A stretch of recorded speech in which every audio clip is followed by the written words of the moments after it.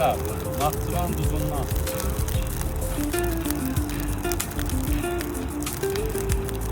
Özünüz necəsiniz?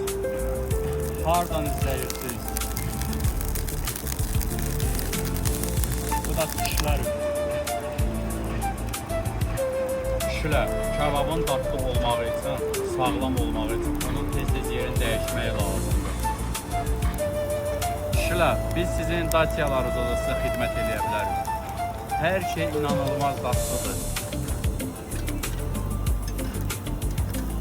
Həqiqətən də kişilərin kebabı tamam fərqli olur. Bu yiyibsən kişilər var ya, bax bu yemeğində olsun.